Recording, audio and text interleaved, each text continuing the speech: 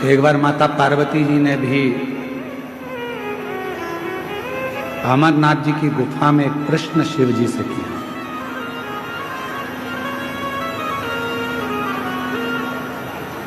और माता पार्वती जी ने अमरनाथ जी की गुफा में भगवान देवादिदेव महादेव जी से एक प्रश्न किया, आपके और हमारे जीवन को सार्थक करने,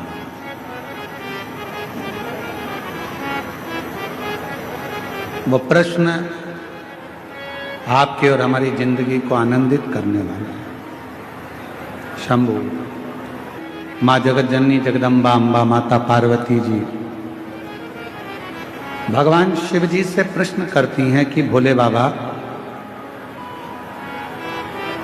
मैंने सुना है कि आप संसार के लोगों को नवनिधि देते हैं,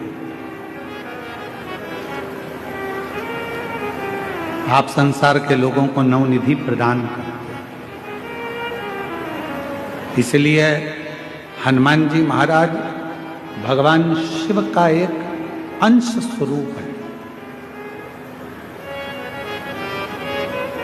पवन तनय संकट हरन मंगल मूरति रूप, राम लखन सीता सहित हृदय बसहु सुरभूप।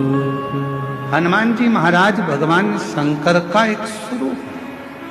अष्ट सिद्धि नवनिधि के दाता, असबर दीन जानकी माता, राम रसायन तुमरे पासा, सदा रघुपति के दासा। इसमें एक लाइन, नवनिधि आप सबको देते हैं, नव रूप देते हो, धन देते हो, वैभव देते हो, पुत्र देते हो, संतान का सुख देते हो, ये सारी नवनिधि आप संसार के लोगों को देते हो। शिव जी से पार्वती जी ने अमरनाथ की गुफा में अमर कथा के समय पर पूछा, इससे हटकर भी कोई और निधि है क्या? कोई और भी निधि है?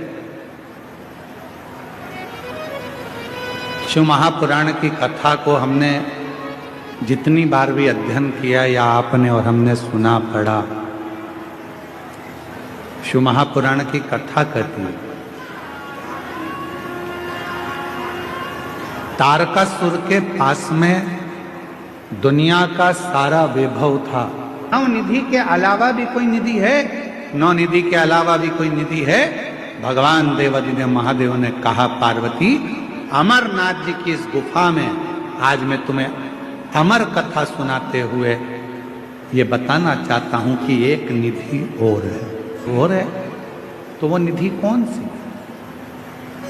भगवान देवादिदेव महादेव ने माता पार्वती से कहा, पार्वती वो एक निधि है, मेरी अविरल भक्ति और मुझ पर चढ़ाया गया एक लोटा जल, वो शिव की निधि, शिव भक्ति की निधि, भगवान शंकर की भक्ति की निधि।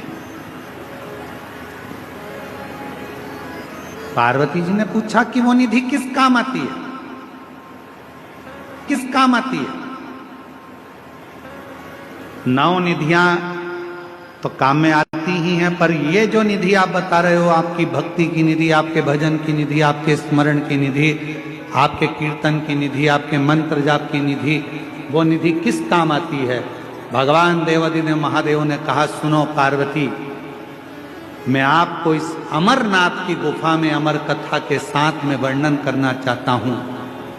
दुनिया के लोग अगर नौ निधि प्राप्त नहीं कर सकते और वो यदि मेरा भजन रूपी निधि मुझ पर एक लोटा जल चढ़ाना प्रारंभ कर दें, मेरा भजन स्मरण करना प्रारंभ कर दें, तो उनके पास में नौ निधियां अपने आप आना प्रारंभ हो जाती हैं। अब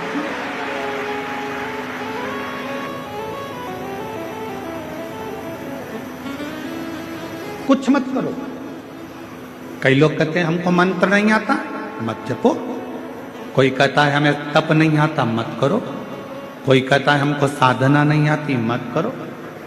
कोई कहता है हम उपास नहीं कर सकते क्योंकि हमको शुगर है, मत करो। कोई काम करो, प्रतिदिन शंकर के मंदिर में जाकर एक लोटा जल चढ़ाना प्रारंभ कर दो, सारी निधियां तुम्हारे पास आना प्रारंभ हो जाए। सब निधि,